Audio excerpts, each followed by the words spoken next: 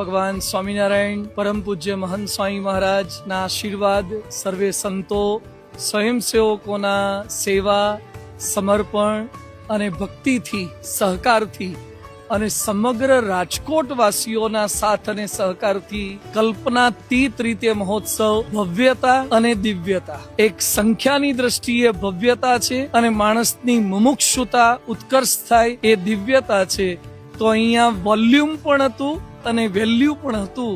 એ રીતે રાજકોટના ઇતિહાસમાં એક ઐતિહાસિક ઘટના એવો આ મહોત્સવ ઉજવાયો. સમગ્ર વરસાદ વરસે છે ત્યારે કદાચ એને ઇંચમાં કે મિલીમીટરમાં કોઈ થોડુંક માપતા હશે, પરંતુ એ વરસાદ કેટલા સ્થાનોને લાભ કરી શકે છે એ કોણ કલ્પના કરી શકે. એક મુરઝાયેલા છોડને ઉભો કરી દે, એક દટાયેલા બીજને એ બહાર કાઢી દે, એક બંજર ભૂમિને પણ એ પાછી લીલી બનાવી દે છે. એમ માનવ ઉત્કર્ષ મહોત્સવ સંસ્કારોની વૃષ્ટિ છે. તો આધ્યાત્મિકતાની તો વૃષ્ટિ થઈ છે, પણ સાથે સાથે હજારો લોકોએ બ્લડ ડોનેશન કર્યું, હજારો લોકોએ અંગદાનના સંકલ્પ કર્યા, કેટલાકે વ્યસન છોડ્યા, કેટલાક લોકોએ પરિવારમાં એક સમય જમવાના નિયમ લીધા. હું હવે ક્યારે મારા નોકરીમાં ભ્રષ્ટાચાર નહીં કરું અને એક માનવ બનીને રાજકોટના આદર્શ માનવ બનવાનો સંકલ્પ કરીશું. એટલે આ તો એક સંસ્કારોની હેલી થઈ છે અને એમાં તો લાભ ને લાભ જ છે. તો એક અભૂતપૂર્વ મહોત્સવ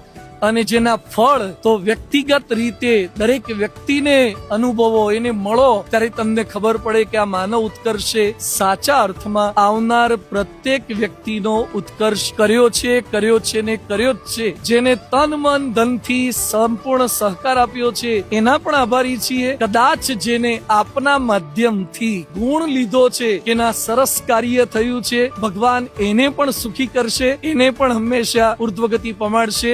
જે વ્યક્તિએ શુભ સંકલ્પ કર્યા છે એ દરેકનો ઉત્કર્ષ થશે.